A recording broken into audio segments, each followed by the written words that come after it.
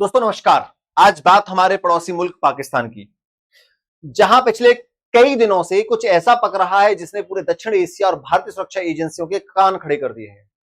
साथियों, रावलपिंडी के नूर खान एयरबेस से लेकर कराची के मसरूर एयरबेस तक आसमान में चीनी और टर्की मिलिट्री एयरक्राफ्ट की गड़गड़ाहट है और यह सिलसिला लगातार कुछ दिनों से चल रहा है। क्या पाकिस्तान भारत के खिलाफ किसी बहुत बड़े ऑपरेशन की स्क्रिप्ट लिख रहा है? क्या चीन और टर्की मिलकर पाकिस्तान को एक बार फिर भारत के सामने बलि का बकरा बना रहे हैं? या फिर बात केवल भारत की ही नहीं बल्कि अमेरिका की पीठ में छुरा घोंप कर ईरान को चोरी छिपे हथियार पहुंचाने की है? आइए एक एक करके इस पूरे घटनाक्रम की परतें उखाड़ते हैं और समझते हैं कि पर्दे के पीछे आखिर चल क्या रहा है। साथियों, नूर खान एयरबेस और 60 घंटे का रहस्यमयी सैन्य मूवमेंट, इसके बारे में थोड़ा सा समझ लीजिए। बात की शुरुआत होती है उस जगह से जिसे पाकिस्तान का सबसे संवेदनशील और रणनीतिक ठिकाना माना जाता है, रावलपिंडी का नूर खान एयरबेस, जिसे औकात दिखा दी थी हमारी ब्रह्मोस ने ऑपरेशन सिंदूर के दौरान। साथियों, ठीक है, तो अब मैं आपको ये थोड़ा सा मैप में देख लीजिएगा। मैप में बहुत सारी चीजें क्लियर होंगी। ये है आपका नूर खान एयरबेस, आप यहां इसको देख सकते हैं। ये वाला आपको दिखा दे रहा हूं, रावलपिंडी में एक मुरीद एयरबेस है इनका, चकबाल में एक शोराकोटा है। ये एक एयरबेस है, ये पाकिस्तान के जो एयरबेस है, यहां मैं इसके बारे में थोड़ा सा आपको बताने वाला हूं। साथियों, अब होता क्या है, भारत की इंटेलिजेंस सैटेलाइट और रेडार्स ने नोटिस किया कि चीन और टर्की के भारी भरकम सैन्य ट्रांसपोर्ट एयरक्राफ्ट एक के बाद एक पाकिस्तान की सीमा में दाखिल हो रहे हैं। साथियों, यह मूवमेंट एक दो घंटे का नहीं है बल्कि लगातार 60 से 70 घंटे यानी 2.5 से 3 दिनों तक चलता रहा। यह एयरक्राफ्ट सिर्फ नूर खान एयरबेस ही नहीं बल्कि मुरीद के शोरकोटा और कराची के मसरूर एयरबेस पर भी उतरते देखे गए। अब सवाल यह है कि इतनी बड़ी तादाद में इन जहाजों में भरकर लाया क्या जा रहा है? रणनीतिक विशेषज्ञों के मुताबिक इन विमानों में advance radar system, air defence equipments, Turkey के खतरनाक ड्रोन्स, मिसाइल पार्ट्स और गोला बारूद सप्लाई किए जा रहे हैं। अचानक से बॉर्डर पर इस तरीके से पाकिस्तान में सप्लाई क्यों किए जा रहे हैं? मक्का पैक्ट के बाद ही, समझ रहे हो आप? जब 2 या 3 देशों के बीच अचानक ऐसा मैसिव लॉजिस्टिक मूवमेंट होता है तो अंतरराष्ट्रीय कूटनीति में इसे सीधे युद्ध की तैयारी या किसी बहुत बड़े तनाव का पूर्व संकेत माना जाता है। साथियों, ऑपरेशन सिंदूर का जख्म और चीन टर्की का हथियार बाजार याद कीजिए। जब भारत ने ऑपरेशन सिंदूर के दौरान पाकिस्तान के एयर बेसिस की धज्जियां उड़ा दी थी, अभी तक तो इनको ये पूरी तरीके से डेवलप भी नहीं कर पाए। डेवलप कर रहे हैं, उखाड़ दिया था पूरा, हमने सिस्टम बिगाड़ दिया था इनका। भारत की मिसाइलों ने सीमा पार किए बिना पाकिस्तान के अंदर घुसकर चीनी जो HQ-9 missile air defence system जो है उसकी ना हवा खराब कर दी थी भारत ने। इनके ठिकाने तबाह कर दिए थे। चीन का HQ-9 कुछ कर नहीं पाया था। जब हमारी मिसाइलें घुसती थी तो पाकिस्तान की तबाही करके आती थी, बर्बादी। चीन अब खुद यह कबूल कर चुका है कि उस दौरान जब ऑपरेशन सिंदूर चल रहा था उस दौरान उसने पाकिस्तान को इंटेलिजेंस इनपुट्स दिए थे, तब भी तुम कुछ नहीं बिगाड़ पाए। तुम्हें ठोक के आए हम, दोबारा ठोकेंगे। तुमने कोई हरकत करी तो बॉर्डर पर बार बार ठोकेंगे और ज्यादा हरकत करी तो तुम्हारा नाम और निशान मिटा देंगे। औकात में रह के काम करिएगा। ये 2-3 छोटे मोटे पैक्ट बना लोगे तो इससे ये मत समझना कि तुम आइसोलेशन से बच जाओगे। आइसोलेट तो हम थे, भविष्य में भी रहोगे। ठीक है, अभी मैंने लास्ट एक वीडियो बता दी थी तो शाहबाज शरीफ के बारे में थोड़ा सा बता दिया कि भाई बड़ा दिमाग लगा रहा है ये, कभी मक्का पैक्ट कर लेता है, कभी ईरान और अमेरिका के बीच समझौता की बातें करता है। ये तो हवा में उछलने लगे। इन्होंने कमेंट्स इतने भर भर के करे कि पता नहीं क्या नैरेटिव चलाने की कोशिश कर रहे थे। अब जितने भी भारतीय और इंडियंस हैं, चाहे अपोजिशन में हो चाहे फेवर में हो गवर्नमेंट के, आपको आज इन सबको औकात दिखानी है पाकिस्तान वालों को कमेंट बॉक्स में कि हम भारतीय क्या हैं, भारत की जनता क्या चाहती है। पाकिस्तान को तुम जब चाहे तब उड़ा देंगे, तुम्हारी तो औकात ही नहीं है हमारे सामने भाई साहब, तुम बोलने लायक हो। और भारत की तरक्की के बारे में, ग्रोथ के बारे में बताएंगे तो तुम्हारे पर अच्छे से उड़ जाएंगे, तुम आसपास भी नहीं भटकोगे। आज जब पाकिस्तान इन एयर बेसिस का पुनः निर्माण, रिकंस्ट्रक्शन कर चुका है, जबकि वो चल रहा है उसका, वो वाली बात नहीं है, तो चीन और टर्की फिर से वहां डेरा जमाए बैठे हैं। लेकिन इसके पीछे सिर्फ इस्लामिक भाईचारा या दोस्ती नहीं है, बल्कि बहुत बड़ा कॉर्पोरेट और मिलिट्री बिजनेस है।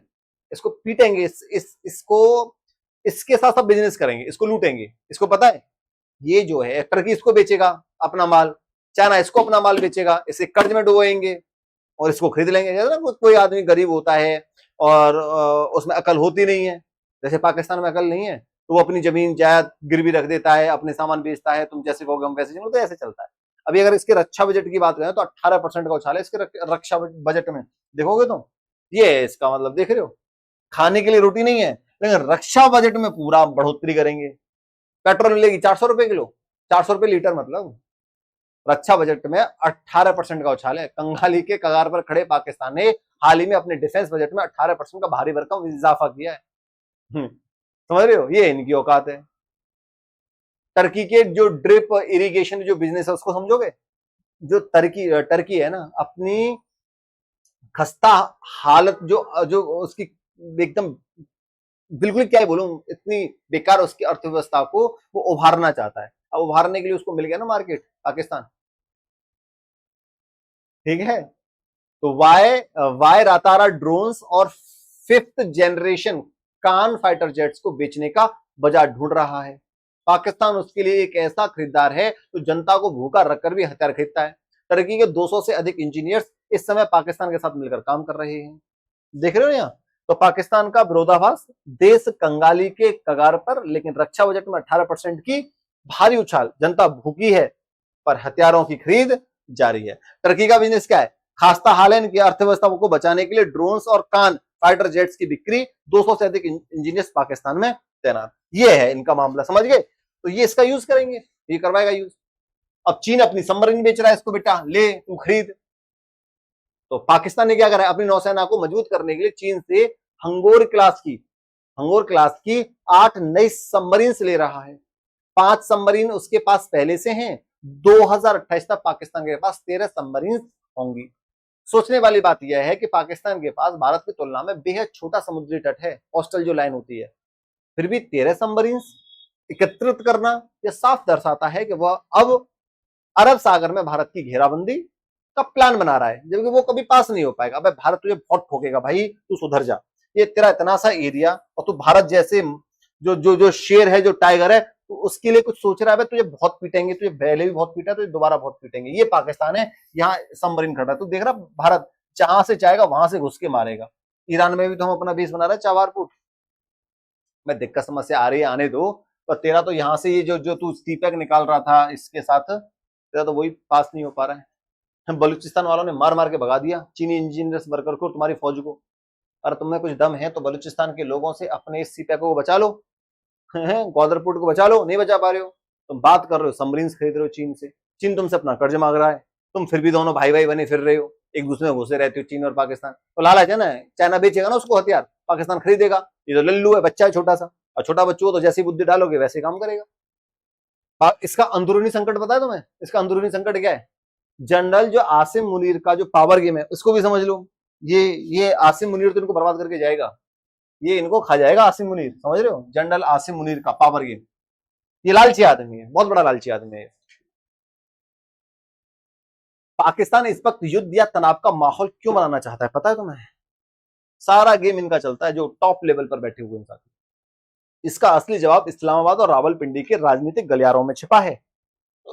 पाकिस्तान के अंदर हालात बद से बदतर है। अरे तुम देखो ना इस पाकिस्तान की, इस नल्ले पाकिस्तान की हालत, ये पाकिस्तान है, कुत्ते की सी शकल की इसकी वो है शेप। तो यहाँ से बलूचिस्तान टूट रहा है, खैबर पख्तूनख्वा रोज ठोक रहा है इनको, अफगानिस्तान ये यहाँ से खत्म होंगे। ऊपर पीओके है, विद्रोह कर दिया ना ऊपर, पीओके में जो घुसने की कोशिश करता है तुझे, वहां की जनता ही कह रही है हमें हिंदुस्तान के साथ रहना है, हम हिंदुस्तान के साथ मिलकर रहेंगे, हिंदुस्तान जिंदाबाद, पाकिस्तान मुर्दाबाद। कहते हैं भाई, हम नहीं कह रहे। तुम्हारे पीओके में जिसको तुम आजाद कश्मीर बोलते हो, जिसको तुम वो बोलते हो गिलगित बाल्टिस्तान बोलते हो, वहीं पे तुम्हें ठोक दिया तुम्हारी उसको, जिसको तुम आतंकवादी संगठन बोलते थे, अब उनको ही तुम क्या बोल रहे हो कि ये तो अपने आदमी है, ये आतंकवादी संगठन नहीं है। ये है तुम्हारी यार असली औकात, अगर हम बताएं तो संभल के रहो, ठीक है, ज्यादा उछलो मत, ठीक है, ज्यादा उछलो मत बेटा, तुम बच्चे हो भी। तो तुम तो यहाँ बचने वाले लायक तो हो नहीं, तुम बात बड़ी बड़ी करते हो। बलूचिस्तान में आजादी की जंग तेज है, पीओके में जनता सड़कों पर है, और इमरान खान के समर्थक लगातार सरकार को चुनौती दे रहे हैं इमरान खान को, कभी तुम बाहर ला रहे हो, कभी अंदर ले जा रहे हो, कभी उसकी मरने की खबर आ जाती है, सुप्रीम कोर्ट ने ऑर्डर दे दिया कि भाई इसको बाहर ले आओ, उसका इलाज करवाओ। समझ रहे हो कैसा माहौल है? तुम उसको ही उसको ही सिल डालो। ऐसे में पाकिस्तान की army chief general Asim Munir ने हाल ही में नेशनल कमांड अथॉरिटी एक्ट में संशोधन करवाकर खुद को सुप्रीम पावर बना लिया कि मैं सबसे बड़ा किंग हूं। अब आसिम मुनीर की ताकत पाकिस्तान के प्रधानमंत्री और राष्ट्रपति से भी ऊपर हो चुकी है। बताओ लोकतंत्र कहां रहा? पाकिस्तान का इतिहास गवाह है कि जब जब किसी सैन्य तानाशाह को अपनी कुर्सी बचानी होती है या देश में तख्ता पलट को मजबूती देनी होती है तो वो भारत का डर दिखाकर जनता का ध्यान भटकाता है। जनता भोली भाली, जनता तो भगाएंगे, देखो पाकिस्तान और भारत हमारे साथ ये कर रहा है, वो कर रहा है, अब हमें युद्ध लड़ना पड़ेगा, हमें हथियार खरीदने पड़ेंगे, तुम्हारे अगर गरीबी आ रही तो उसको झेलो, पेट्रोल अगर 400 की लीटर की जगह 800 रुपए लीटर हो जाता तुम उसको झेलना, कोई दिक्कत नहीं है। चीनी अगर हमारे यहाँ 200 रुपए किलो मिले तो कोई दिक्कत समस्या नहीं, उसको झेलो। तो हमें भारत से युद्ध लड़ना है और भारत से हमें पिट के आना है। भारत दो तमाचे मारेगा, एक इस गाल पे मारेगा, इस गाल पे मारेगा, वो सीधा कर देगा। और फिर भी नहीं माने तो इनका इस बार नक्शे मिटा देंगे, खत्म कर देंगे, वो वेट एंड वॉच वाली पॉलिसी को खत्म कर देंगे इस बार। ठीक है, भारत पास पूरी प्लानिंग, सब कुछ स्ट्रेटेजी तैयार है। ठीक है, जो न्यूक्लियर हेड हमने तैनात कर दिया ना इस बार, इसीलिए करें कि तुझ जैसे को औकात में लाया जाए। 1947, 1965, 1971 या कारगिल, हर बार यही पैटर्न दोहराया गया। आसिम मुनीर को अपनी डिक्टेटरशिप या मोहर लगाने के लिए भारत के साथ एक छोटे सैन्य संघर्ष, लिमिटेड कॉन्फ्लिक्ट की जरूरत है ताकि वो देश में इमरजेंसी जैसी हालत बनाकर सत्ता पर हमेशा के लिए काबिज हो सके। लेकिन इस बार ऐसा नहीं होगा भाई। मक्का पैक्ट, बांग्लादेश का नया एंगल देखो। प्रॉक्सी वार मामला सिर्फ भारत और पाकिस्तान तक सीमित नहीं है, ये भी समझो। ये छुटकू सा ये बांग्लादेश ये भी बहुत उछल रहा है? ये बच्चा, ये पोता नाती, ये हमारा क्या है भाई? हम तो, ये तो हमारा बच्चा है ना, इसको हमने पैदा करा था। ये जो पाकिस्तान, इसको हमने पैदा कर दिया, फिर हमने इससे इसको पैदा करवा दिया, तो हम तो तुम्हारे दादा हुए, दादा परदादा। तुम चारों तरफ भारत से घिर रहे हो, तुम्हें इतना पीटेंगे। ये भी उछल रहा है, ये छुटकू सा। पता ना इसके बारे में, तुम एक बार इसकी औकात खोल दो, ये क्या है? तुम्हें पता है तुम्हारे साथ क्या हालत हो रही थी? तुम्हें बचाया था भारत ने, तुम्हें जिंदा करवाया था, तुम्हें खाने के लिए रोटी दी थी भारत ने, तुम भी उछल रहे हो। क्या हो यार तुम लोग? तुम्हें चाइना के फेवर में जा रहे हो तुम। बस चाइना तुम्हें तुम्हें ऐसा तुम्हें लूटेगा, तुम्हें कंगाल कर देगा, तुम दोबारा फिर भारत के पास घुसोगे बॉर्डरों में। इसलिए हम मजबूत कर रहे हैं अपनी बॉर्डर लाइन को।